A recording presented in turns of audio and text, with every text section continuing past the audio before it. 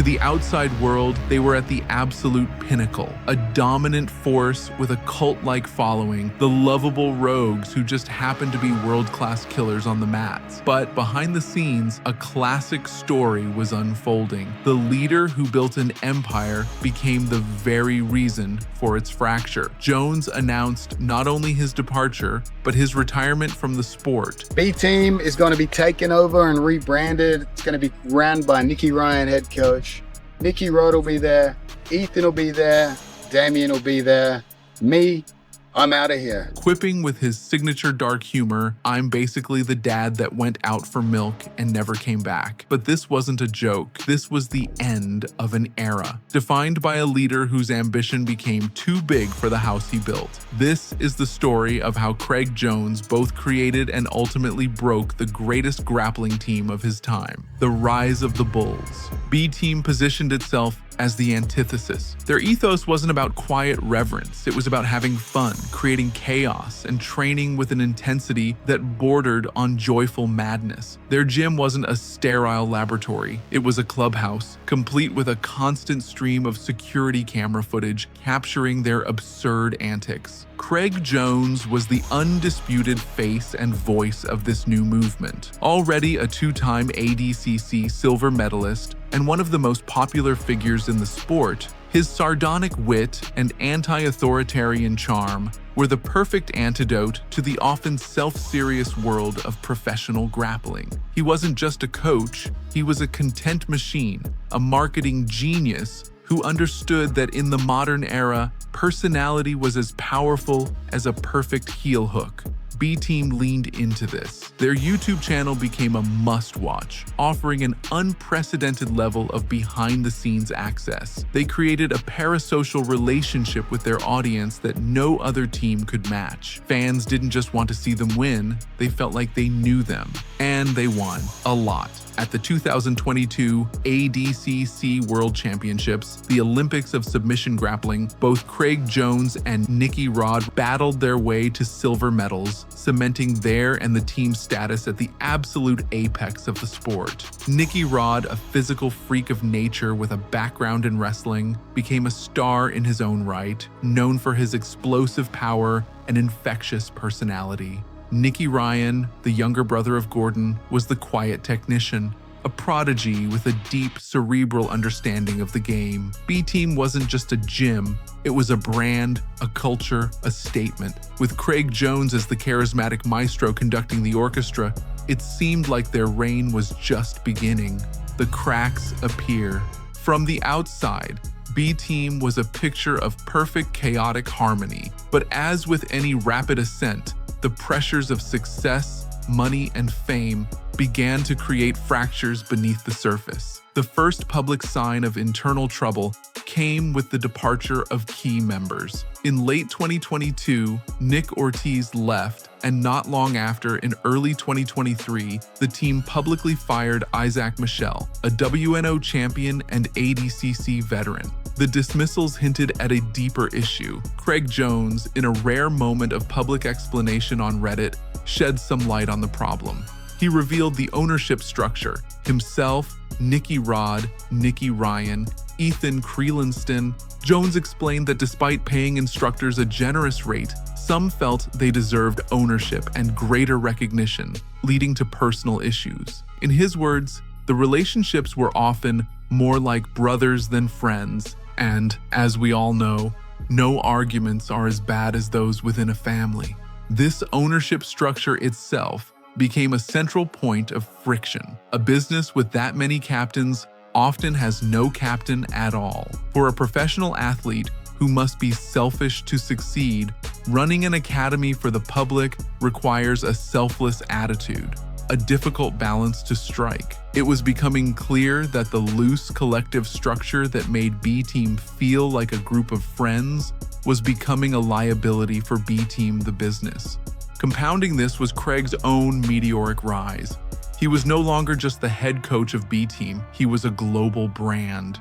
He launched the Craig Jones Invitational CJI, an audacious tournament with a massive prize pool designed to pay athletes what he felt they were worth. He was constantly traveling for seminars, cornering UFC fighters like Alexander Volkanovski and working on his charity initiatives.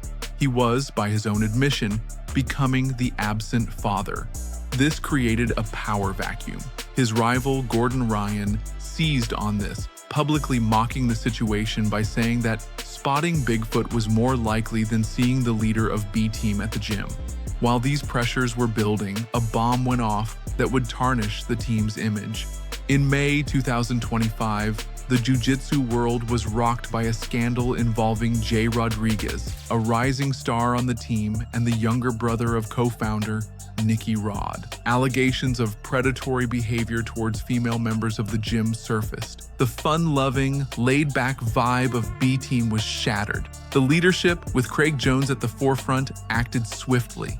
They issued a firm, concise statement announcing that Jay Rodriguez was no longer a part of B-Team, stating they have a zero-tolerance policy for breaching the trust of a safe training environment. The team did what they had to do, but the damage was done. The incident ignited a firestorm in the BJJ community, prompting widespread discussions about accountability and gym culture. For B-Team, it was a devastating blow. The scandal exposed a dark underbelly to their freewheeling culture. It appeared to be a major catalyst, a point of no return that accelerated the disillusionment of its leader and set the stage for the final break. The inevitable break. The Jay Rodriguez scandal was the earthquake, but the final collapse came 2 months later. In July 2025, the B-Team YouTube channel uploaded a video that felt more like a eulogy. In it, Craig Jones officially announced the end of B-Team as the world knew it. B-Team is going to be taken over and rebranded. It's going to be ran by Nicky Ryan, head coach.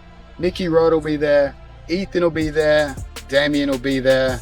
Me, I'm out of here. I've got one competition match left.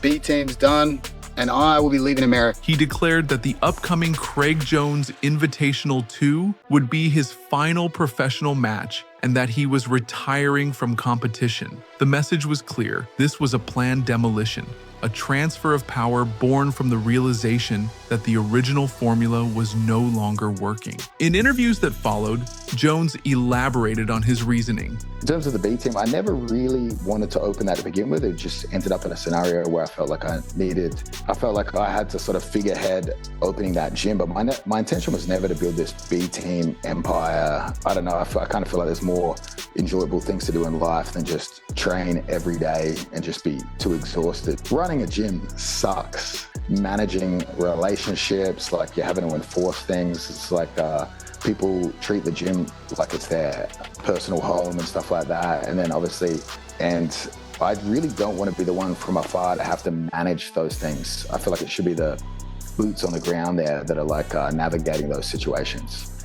It's best we end that sort of legacy as it is now and let them build something from the ground up that's fully 100% associated with those core crew of guys. The ownership issues were a recurring theme, but the most telling reason was personal. Craig felt that his own larger-than-life brand had begun to overshadow the very teammates he had set out to help.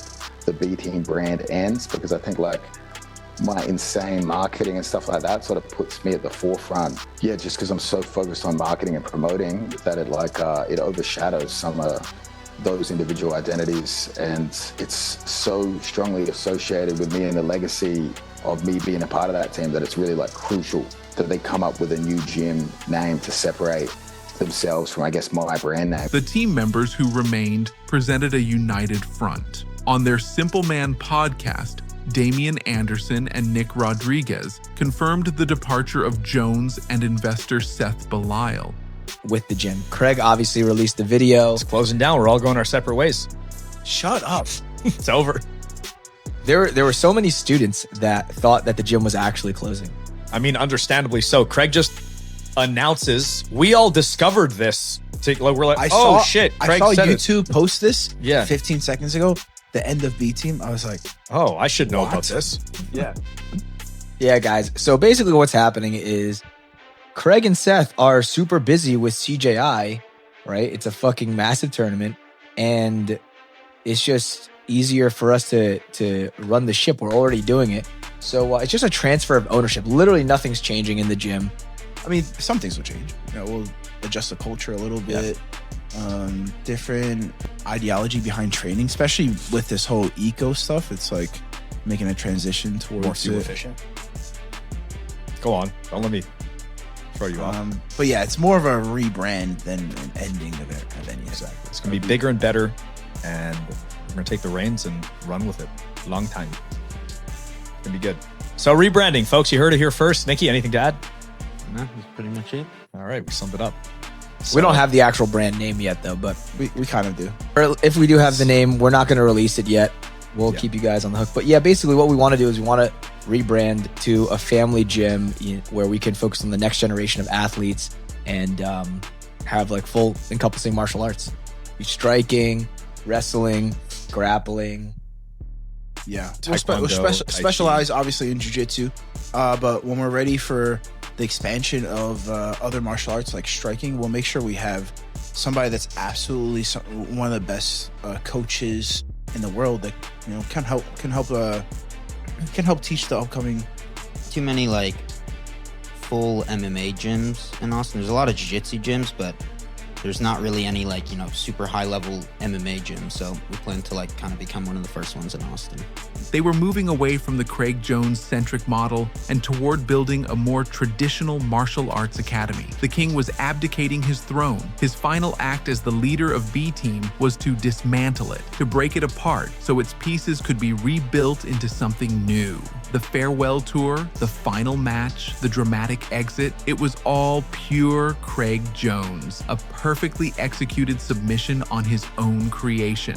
So what does the future hold? For Craig Jones, the path forward seems to be one of liberation. His retirement from competition after CJI 2 marks the end of his athletic career, but the beginning of his new life as a promoter and MMA coach. Freed from the responsibilities of gym ownership, he can now focus entirely on growing the Craig Jones Invitational into a global institution. He has talked about vanishing, but a personality like his is too big to truly disappear. For the team left behind in Austin, the future is a question of identity. Under the new leadership of head coach Nicky Ryan, the rebranded gym faces the daunting task of stepping out of Craig's enormous shadow. Can Nicky Ryan become the leader the team needs? With Nicky Rod, Ethan Krellinston, and Damian Anderson at his side, the talent in the room is undeniable. Their stated goal is to build a more comprehensive martial arts academy. The challenge will be to retain the elite competition edge that put them on the map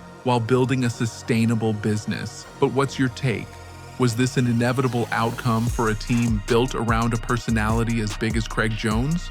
Can the rebranded team under Nicky Ryan reach the same heights? Let me know your thoughts in the comments below.